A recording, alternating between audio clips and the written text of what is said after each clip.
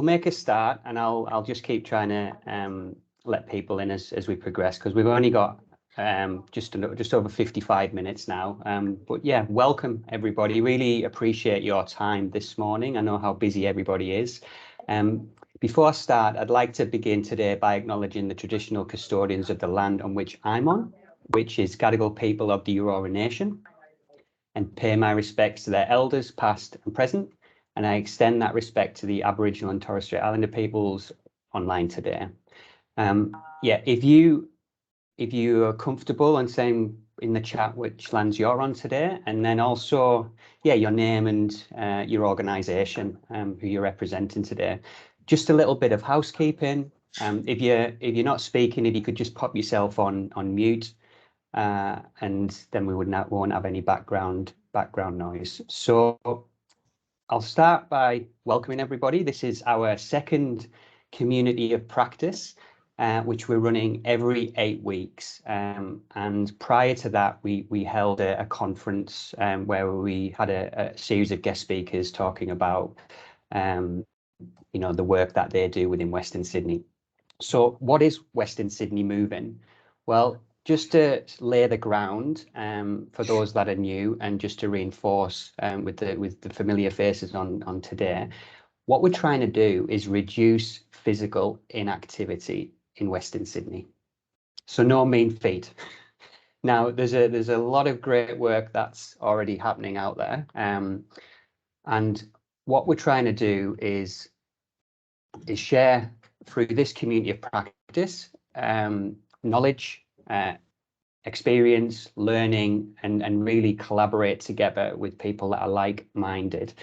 But why Western Sydney? Well, Western Sydney has some of the most disadvantaged areas in New South Wales, and we know physical activity, sport, movement can really help try and solve some of our big social problems, whether that be reducing chronic disease, helping with health inequalities, etc. It can't change everything, but we know that it's widely accepted as being kind of one of the main things to reduce some of these inequalities, etc.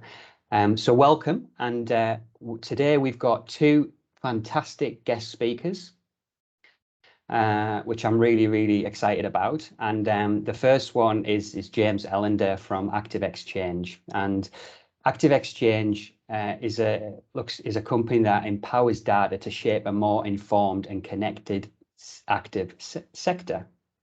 Now, I do know that we're living in, most uncertainty, complex times. We've just been talking about a government in England taking a wrecking ball to the economy. And data, I think, is more and more important in terms of making key informed decisions for our sector. So yeah, I'd like to welcome James.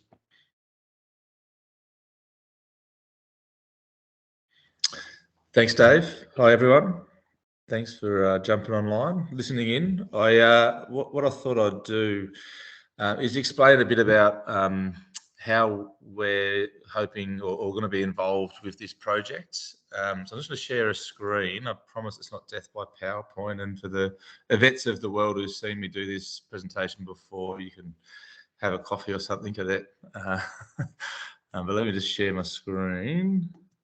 So I thought, just for the people on the line, to understand, how we fit in, I guess, to all of this, and why we want to be part of this project is I guess we first of all really do want to support and collaborate and actually expand what we do with tackling data across the sector. So I thought really quickly I'd do a brief sort of recap for those who have seen this before of who Active Exchange is and why we've committed in-kind resources to the project, and then show you in the platform some of the newest data that we're playing with, I guess, called movement data. And so Dave sort of shared that we're supporting in-kind this data intelligence as a starting point, and really keen to collaborate with the network that are around this discussion. But it's really not about me. It's about people like Richard, who have joined our team recently, who heads up our data science function, And our belief is for too long, data science and that evidence-based approach has been out of reach for the industry. It is a really challenging space. And often, isn't invested in this industry, given the lower returns or lower margins of activities that are typically public or government funded. So we've been building up a data science team purposely to work in this sector. And this project's really exciting for us to be able to throw not just Richard, who is a decade with Foxtel as the head of insights and the last 3 years at Bupa, he actually wants a meaningful role in data, and that's why he's came over to Active Exchange. But he actually heads up a data team, which there's more than the data team there, but that was at an event earlier in the year where we sort of launched some of our new product. And we really literally do have a whole bunch of analysts, engineers, scientists sort of trying to wrangle data across the industry, which is typically pretty hard to get, often siloed and hard to pull together and answer questions. So the questions that we are really passionate about, there's 3 that we've been sort of tackling for 3 years, or 5 years now, I've been here for nearly 3, is why one person is more likely to be active than another, which locations and spaces are more likely to absorb demand than another, and what's the value of participation.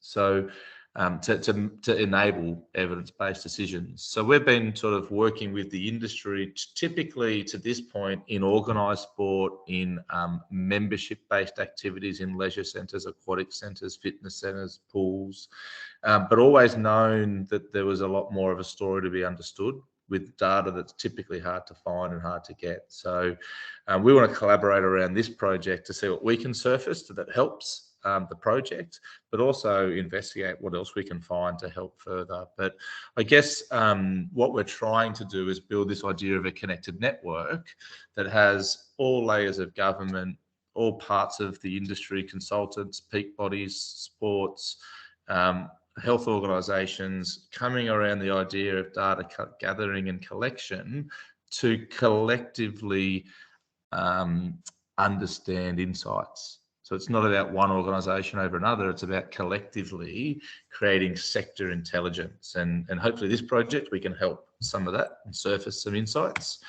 But what we've really built is the idea, and I use this slide a lot, that sort of helps people go, I kind of get what you mean now, with what is SportsEye when I show you inside that in a couple of minutes, is, we're not consultants, we're not strategists, we're not operators of venues, we're not sports, we're not government.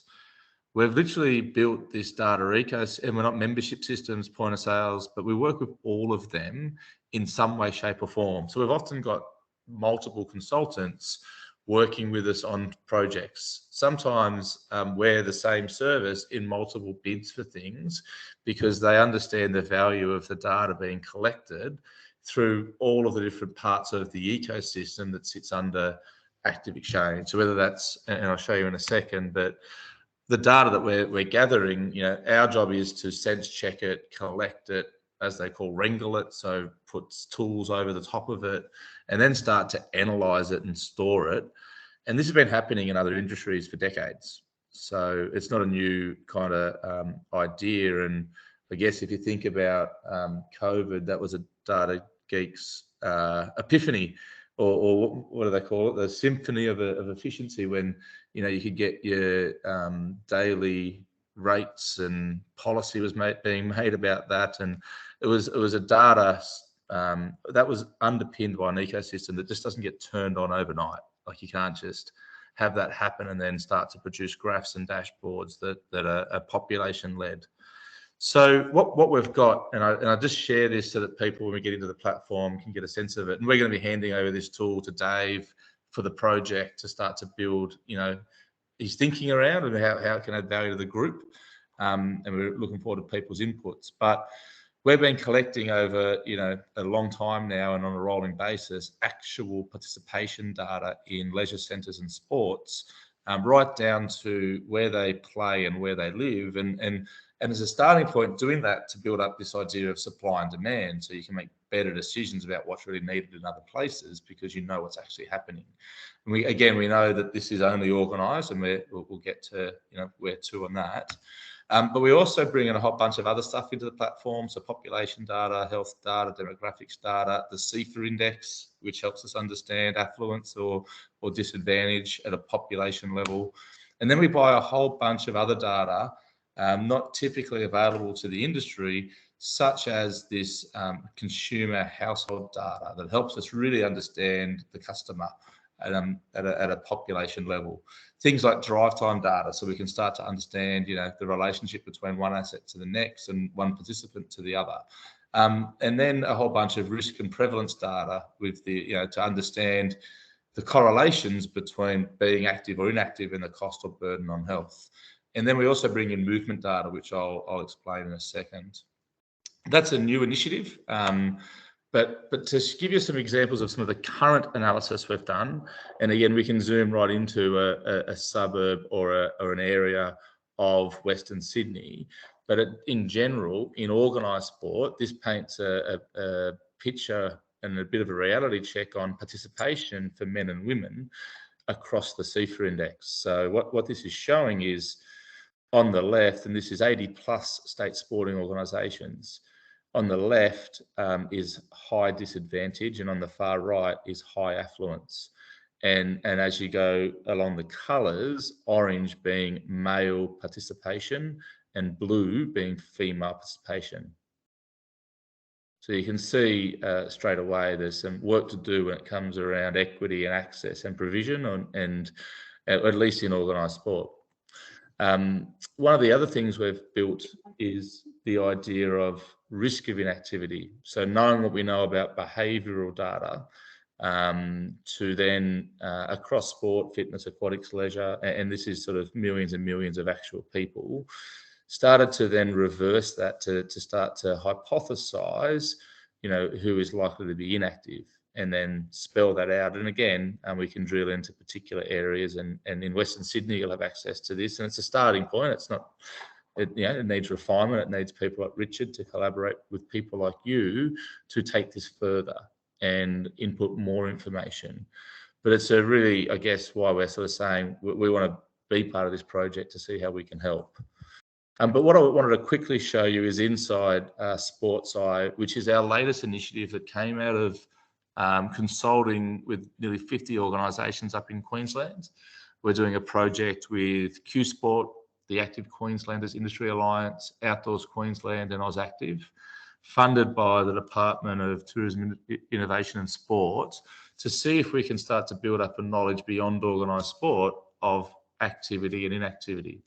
So one of the things that we did through that discussion was buy a data source called Mapbox Movement Data. And again, this is just a starting point. It's an exploration, and we'll continue to dig into it more. But we've purchased it across the entire country. And when you talk about that data team I showed you at the start, just purchasing it is the starting point. It's then figuring out the 13 million lines of data that come in every month and how you move that into a platform to be able to use it. There's a lot more user cases that we think this data can provide, but that's what we want to workshop with this group and potentially build up some information in Western Sydney. But what movement data is Mapbox provides, so they're our mapping service. I'm going to just jump into our, can you see that? Can you see this screen at the moment with SportsEye? Actually, no, I can't see what I'm doing. Let me share the right screen. So we're going to jump into our software. And give me a sec. So I'm going to take a few things off quickly and take this off. But effectively, SportsEye, this is what's used by those sporting organisations, leisure centres. We produce maps, dashboards, and all sorts of things inside the platform. But we can create this view of areas. So Mapbox movement data gives us, in hourly increments, the aggregated data from device movement on their mapping solution. So they're our mapping solution, but they're also Facebook's, Strava's, and a whole bunch of apps like that. And they de-identify and aggregate movement data. What the movement data I'm going to show you now that currently sits in there is in 100 by 100 metre grids across the country, and in hourly increments, Monday to Friday and Saturday to Sunday.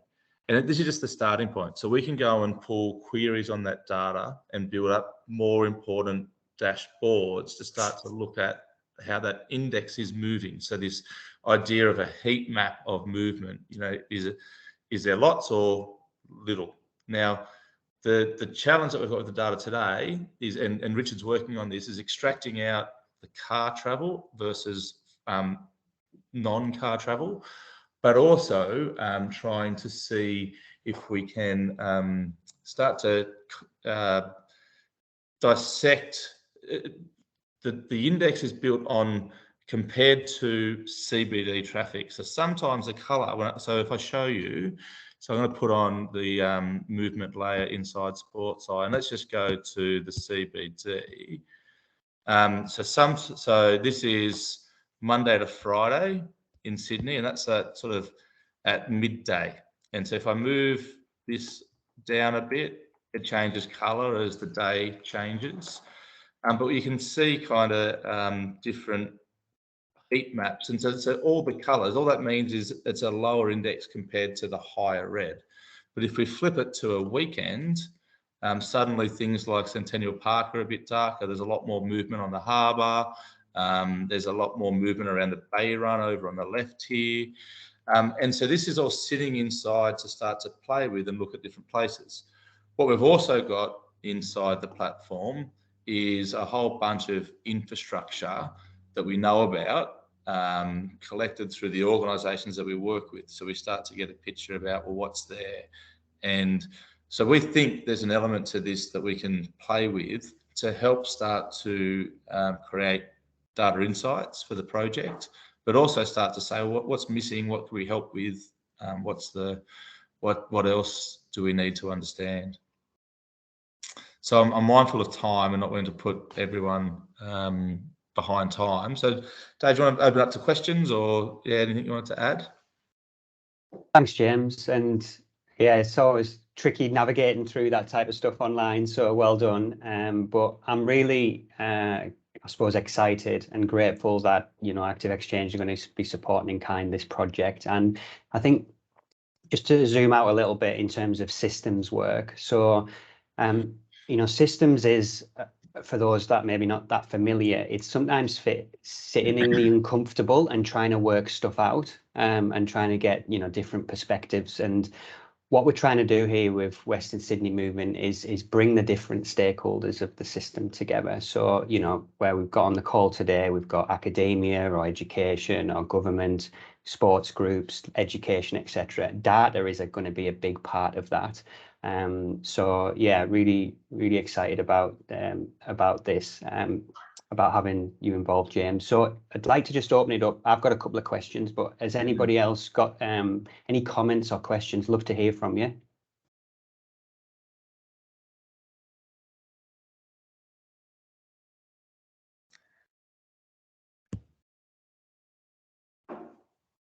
Craig Lambeth's got his hand up. Yes, Craig, from Liverpool City Council. Hey, thanks, James. Really interesting. When's the movement data going to be available for councils for some sort of effective use? Yeah, it's available. It's available as you see it now, like that. And what we're keen on is any council that wants to go further with it, for us to do a workshop to understand what you're looking for. So you could have that data now inside the new software that we have. It's just a button that we add in as a module, so an over the top of what you currently use. But in terms of building, so we think there's more to it than that, and we'd be happy to come out and sit down and see how that needed to work. Yeah, I might talk to you offline about it, James. I mean, the fundamental use is, I guess, firstly trying to identify which spaces that we might have that are activated, you know, I guess more so than others, and that will probably have an impact on determining our inputs and our investment into those sites.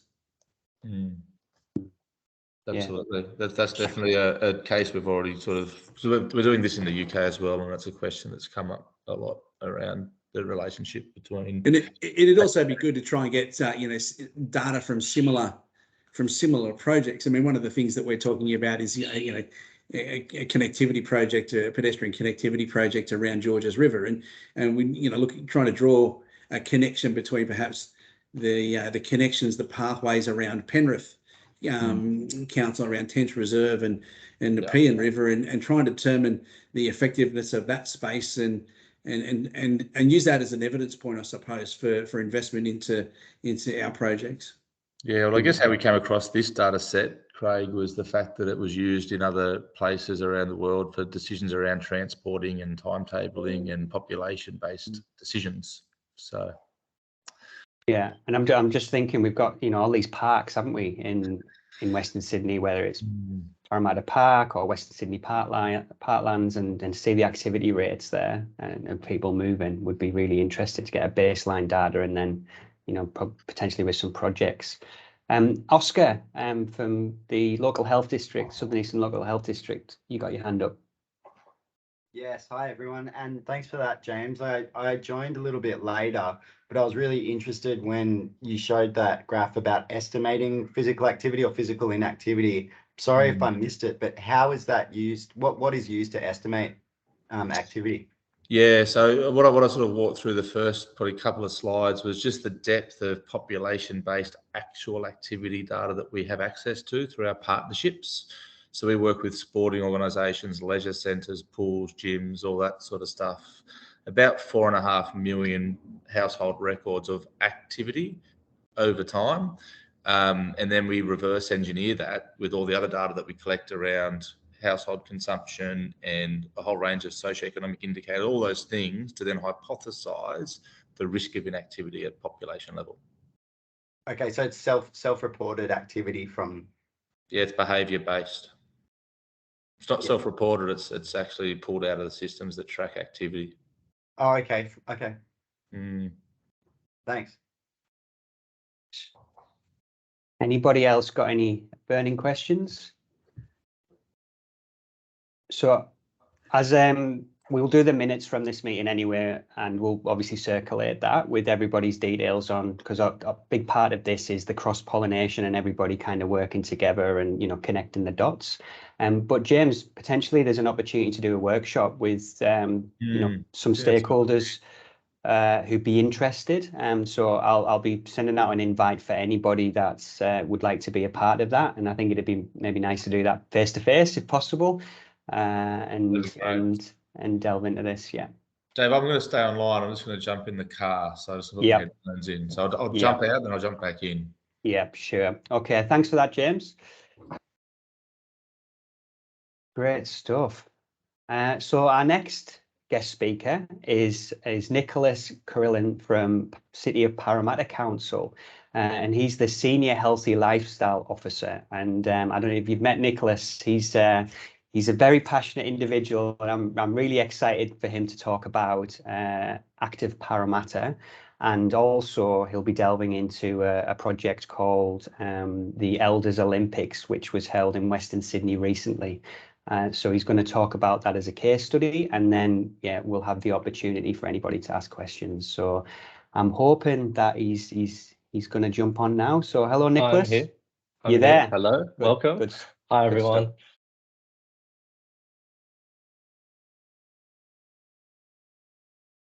I really want to encourage everyone to get up and move around. You don't have to sit there and stuck to a screen. Move your body. Try and get your steps up in a day.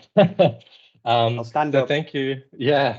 So I'll walk around and get that movement. So I've got a bit of a slide, PowerPoint slide, and a really cool clip that I shot from the Elders Olympics. But let me just start by sharing my screen, and we can get into it. I want to try and make this as fun and engaging as possible. Can everyone see that at the moment? There's the Active Parramatta and the team.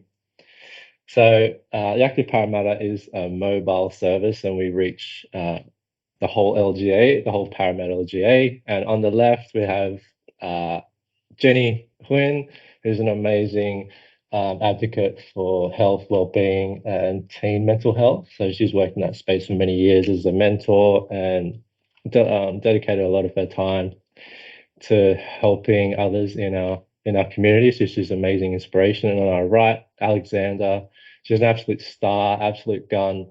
I can't speak any more highly than the team that I have. Having great people to work with just make your job a lot easier and more effective. So it's very much as David was saying, team based. We all need a kind of hands on deck.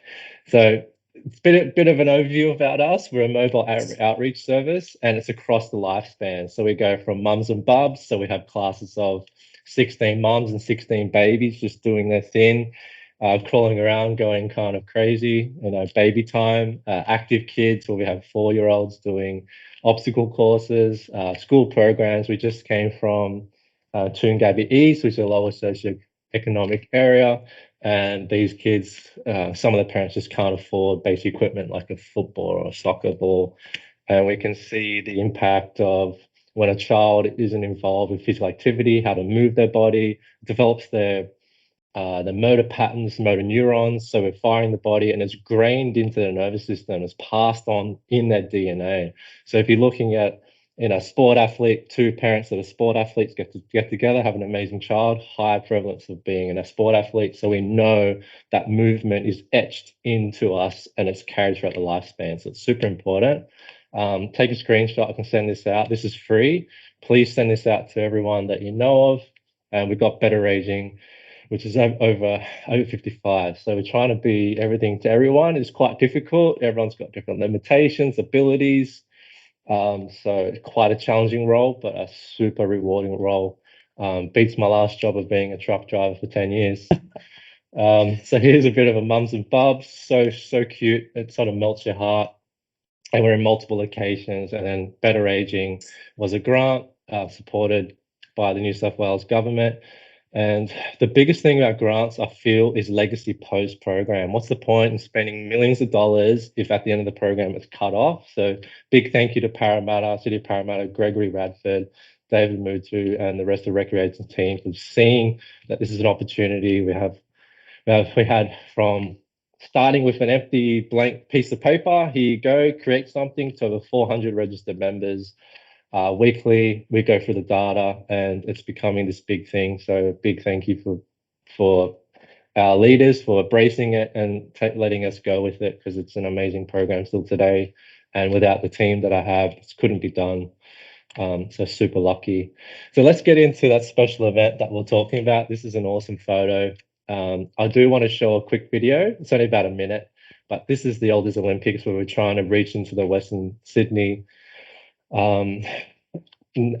First Nations populations, and I think that's where James Active, his data would be awesome to see where we can really fit those areas, those parts of our community, active spaces, and we can better connect with the people. So I think that's awesome what he's doing. And let me see if I can just get out of this, and I'll bring up a really quick clip, because I think a visual representation is more fun. And I hope you can. Let's say, oh, there we go. Can you hear that? Can't hear it, but we can see it. Only can see it? Okay. Yeah. So there's music in the background. It's Macarena. So everyone's having a go. That's Carol. So she's the organizer, and that gentleman with the ponytail, he got the Deadly Dancer Award. I couldn't record it. It's probably not appropriate, but he was awesome. So this team here, they got an award for synchronized dancing. And this is right at the end of the event. As we can see, there's members that are less able, that have mobility walkers, but they still got up, gave it a go, done what they could. And this was just right at the end to wrap it up. Just movement, having a good time, laughing at each other, being a bit silly. This team in the gold absolutely smashed every event. Wasn't very fair, but it is what it is. And a lot of members were helping each other. As we can see, walkers, mobility aids. Fantastic that they're just getting some type of movement. And the whole event was based around active movement and healthy lifestyles. So it's about to end, but this is kind of what we can do when we collaborate together and provide something awesome. So that's just in a nutshell. I hope that was a little bit of fun. But just moving forward, so that was the Elders Olympics. It's a great event, just trying to reach the First Nations and really trying to promote movement and active lifestyle. Because as David was saying, it's definitely something we need to be working on together. So it's held annually. There was 9 competitions. Awards were given out. There was supposed to be about 200 participants, but we had a range of about 100. And we had some amazing collaboration from Australian Uniting, Catholic Care, the Liverpool. There was some members from Liverpool Council as well. That Shire. So, and basically, it was just trying to promote health services and those, trying to connect them to organisations to help better. Help them to understand what is available to them as well, like diabetes support groups, things like that. Moving forward, we have some awesome photos of just some of our events. So we are family fun days. We've got school holiday programs, obstacle course. Up the top here, we've got some kids getting practice for dodgeball. They're about 4 to 8 years old. So cute. And down here, you can see me trying to pull, and there's some kids barely struggling to hold the rope, but doing their best they can. And just getting them moving. This kid up here, absolute star. He cracked out 52 push-ups. He made me work hard, and that's just as a kid. He loved it. So just getting people moving. And basically, we've collaborated with Men's Health Weeks. We're doing some grandparents and grandkid programs, so intergenerational. We know how great it is for an older mind to interact with younger kids. There's that therapeutic effect. So more things. So this is up the top right. This is one of our classes we run online, Cardio Fit. At the peak, we can have 40 participants active per program. We run multiple programs, and we cater for all different aspects of health and fitness, mobility, strength, cardiovascular, mental health, well-being. And then down here, we've got other events where kids just love parachutes. They go nuts for it. And as you can see down here, he's trying his little hardest pulling that rope. Yeah, I just love having the opportunity to provide these events. And down here on the bottom, there's a lady. She just joined our Better Aging class, and she's 94 years old. So what's your excuse, right? Absolute amazing to see her inspiration, and said, no, don't want a chair. No, I'm not going to do the modification. I'm just going to go for it. So absolutely awesome. I'm going to try and move this a little bit. So this is kind of our weekly overviews to show you that we are reaching in and we are making impact. Each one of these numbers are individual here. They're humans, they're real life people, and they're the ones that really shaping. So we've got 18 classes per week. Some of them are online, just people enjoy the fact that they can just log in, do their exercise, and we've got some awesome qualitative data to support how important and the impact of these classes. And most of these are at full capacity. We are building our traction again from post-COVID and a new team. So we're definitely making some great impact. And just to give you some numbers, James will probably geek out on this stuff. So we also do staff health. We collaborate with Hume Housing, Department of Housing, disability organisations, Breakthrough, Headspace, libraries, health providers, 5. We're over 30 stakeholders, internal, external. So it's really a collaborative approach. We can't do it ourselves. We need your help. And we reached over 2,626 active participants in and out of our classes. We have more opportunity. We can still pack those seats. So it's definitely everyone on board. School holiday events, we go from online trivia for the kids that aren't as active, but we teach them why it's important, all the way through to dodgeball sessions, multi-sport, where we're developing skills, skill acquisitions, learning development. As I was talking before, it's super important. Carries through to it's etched in their DNA, carried on to their children. So it's generational. Movement is critical. And I can get to a bit more. This is some awesome stuff, so I want to try and make this as short as possible. I feel that this bottom one here, and this represents why these are important. Before I started doing these exercises, I had 4 falls. Now, when an older adult falls, there's a higher risk of fracturing a hip if you do that, or even the top of the femur. High prevalence of death. So it is super important to building their strength and capacity to move and keep mobile. I also used to hold the chair, rest and get up. But from all the sit to stands that we do, and we drill it every single session, she can now get up without holding anything and noticing that she can catch her falls before she trips.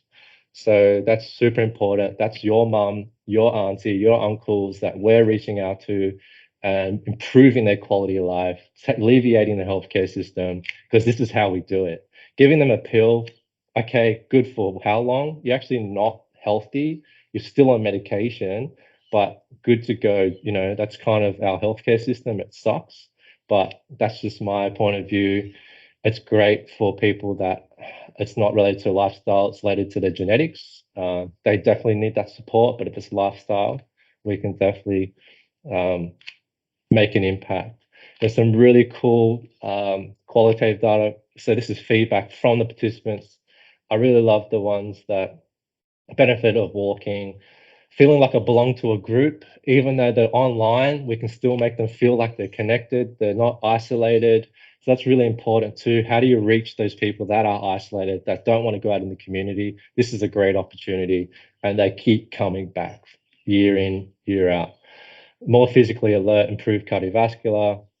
Strengthening the body is really important. If we don't strengthen, you gradually slide into disability, falls, comorbidities, diabetes, all these other things, because the body becomes weak and frail. Strength training is utmost important.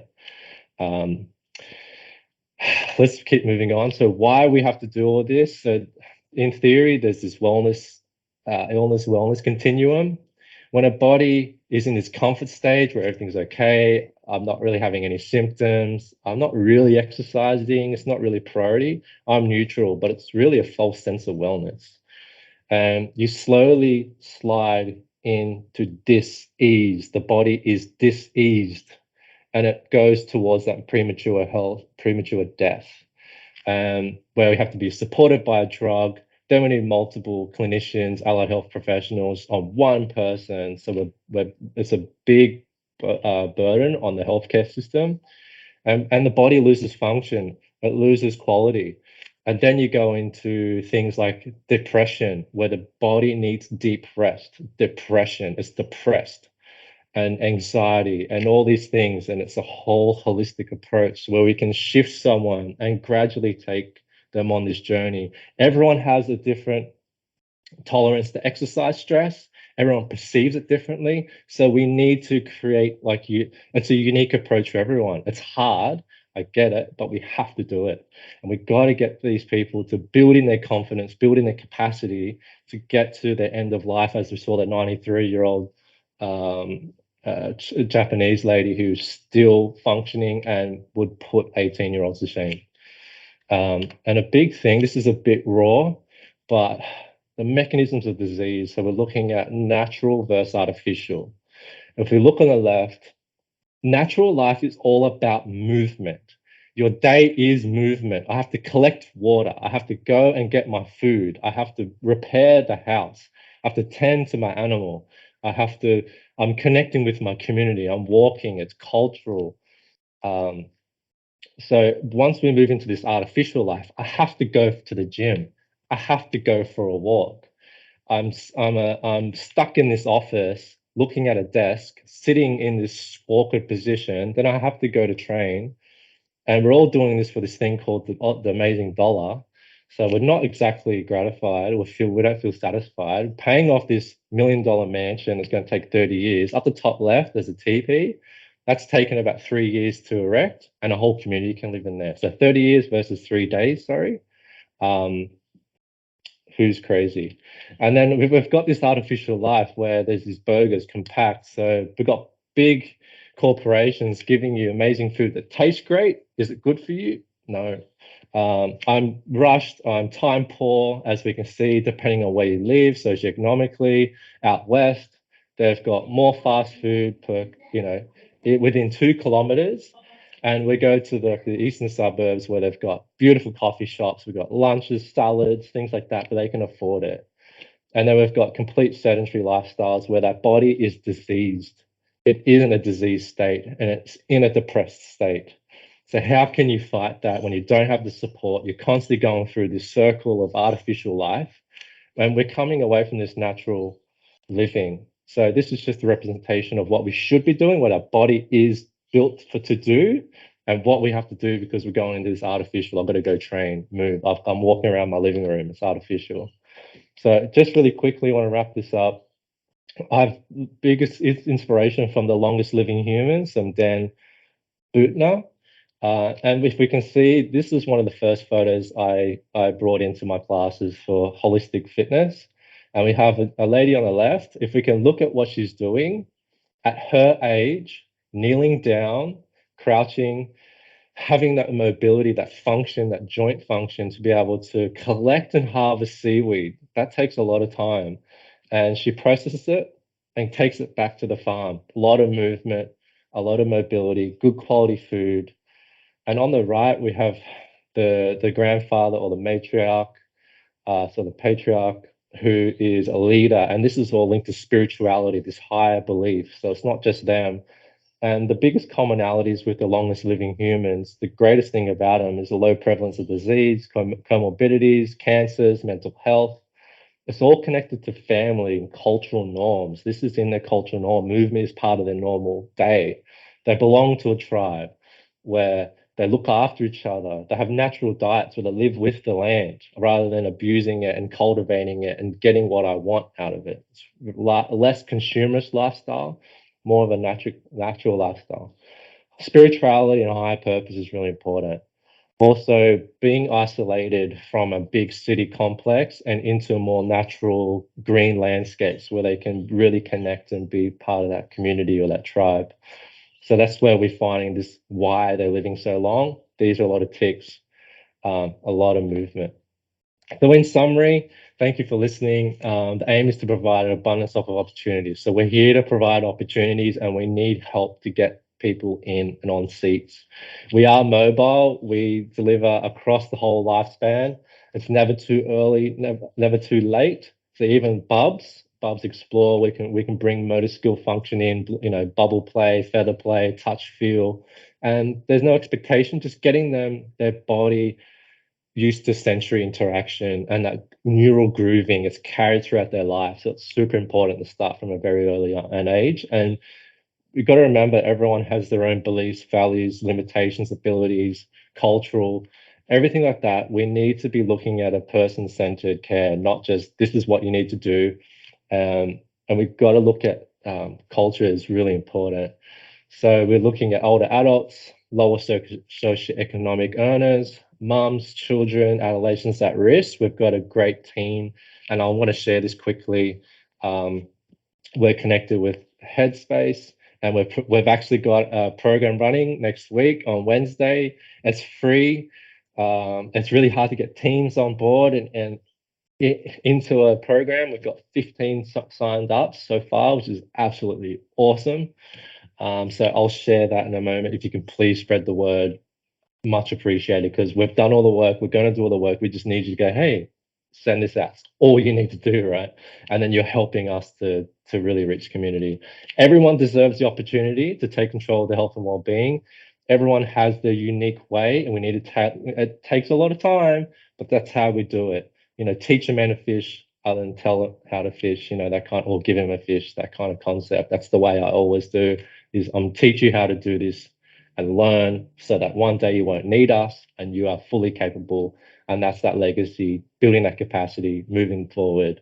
And they're always welcome to reconnect, but that's the end goal. So thank you everyone for listening. I really appreciate everyone's time.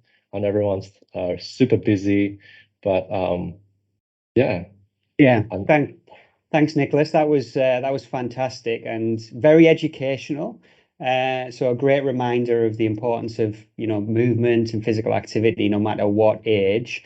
But just really inspired by the concept of going into community, where people are at, and through the vans. And I'm sure people have got some questions. So we've got 5 minutes to ask you some questions, and then Sure. We've got 5 more minutes at the end where I just want to bring everything, round everything up from today's discussion and just cover a couple of things. So firstly, anybody got any questions? I think one in the chat was, how is this funded? So thanks, Greg. It's funded through the City of Parramatta. How many vans have you got? We have 1 van and 3 team members. So, but we need a lot of help with collaboration, getting the word out. We can't do it without a collaborative effect. So I think the council provides an amazing service, and it's not replicated through. I think it should be core with every single council, but I'm biased, so. And I'm just going to ask one more. Is anybody free to join online, or is it just the residents of Parramatta? Everyone. We've got people from New York, England, New Zealand, outside the council, Bargo, Bendigo, everyone. Just jump in. Keen to chat? Awesome. Anyone want to collaborate? Let's do it. Why not? I mean, we need help. So, David, if I could just, my name's Drew Brown. I'm with Parramatta Council too, and hi, Drew. I've had the opportunity to sort of see Nick in action. So if you think that's a show he just put on, no, that's Nick, and that's the passion he's got, which I think is a great thing. But I would just add too, and I know there's a number of people on that panel have had, James and Craig, huge experience in managing multiple large leisure centres, and we're just setting one up here at Parramatta now, which we're about probably 10, 12 months away from opening.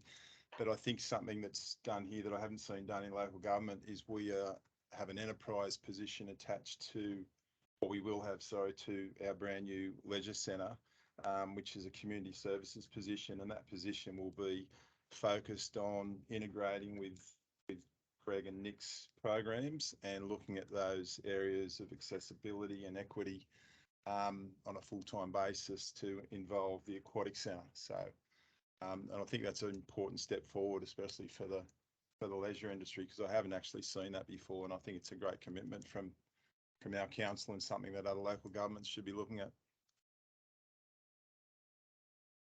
Agreed. Thanks, Drew. Appreciate that. Drew. And another question: do you record physical activity rates? So we know about the 150 minutes per week. Is that a metric that you track? We're starting to add that now. It was removed when I wasn't in a more senior position, but now I'm putting it back in. I think it's really important to collect that and see the impact that we have, because I know we have really boosted people's ability to and opportunity to reach those 30 minutes a day, moderate physical activity. But we've definitely added that in after our conversation, David, and we're going to start collecting that for sure. Yeah, great. And Ian Clayton from Communities and Justice, you're the Wellbeing Officer there, I think, advisor. You've talked about. Do you want to provide your question? Is that okay? Yeah. Yeah, sure. We do hear a lot about the benefits. Just checking everyone can hear me.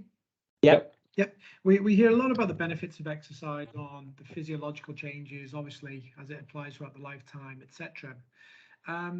What we tend to hear less on is the changes to mood, the big three of stress, anxiety, and depression.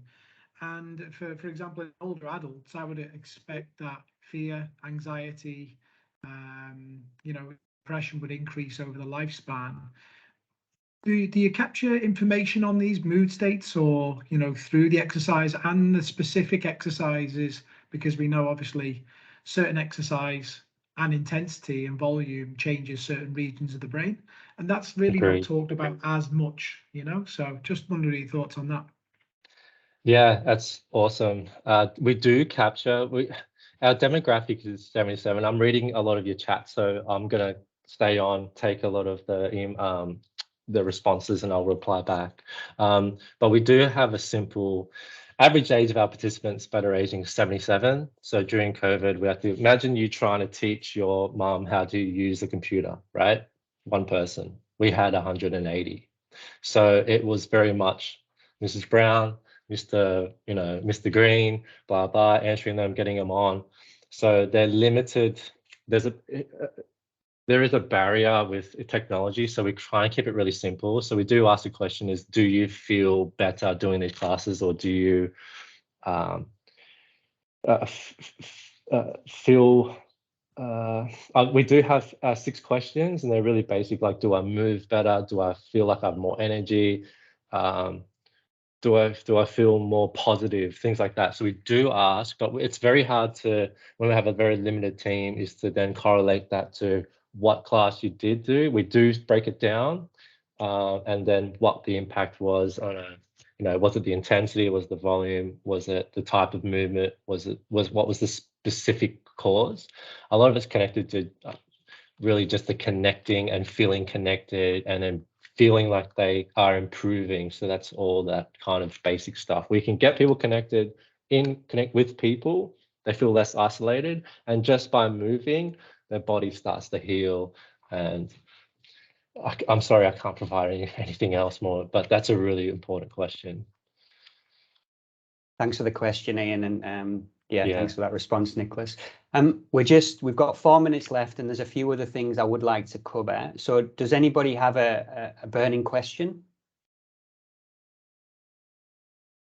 No? So like I said previously, we'll be providing everybody's details within the minutes. So please feel free to contact each other, and that's the whole point of this. To work more collaboratively, because there's some fantastic work happening out there.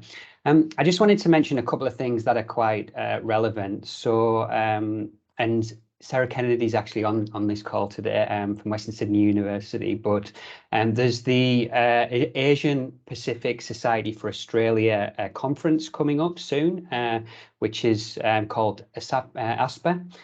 You can join online, which I think is a couple $100, or you can go in person in I think it's in Melbourne. But that's really for looking at the latest trends in physical activity, research, policy, and practice. So anybody interested in this space, I would encourage you to maybe check that out. And Alison from Collective Leisure is just going to pop that in the chat there as a link, and we'll provide that in the minutes. So please feel free to check that out.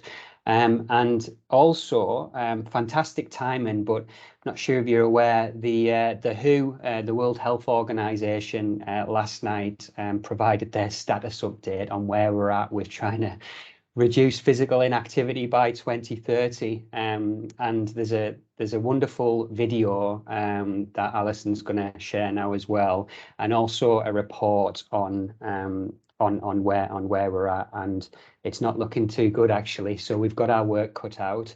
I think it said 80% of adolescents aren't making their physical activity guidelines, which is quite incredible. So I think that just kind of talks to what we're trying to do here. We're doing something a little bit differently, and yeah, trying to tackle some of these major issues that we've got. Sarah's just kindly popped into the group there that she chairs the Scaling Up SIG special interest group for ASPA. So anybody interested to check that out.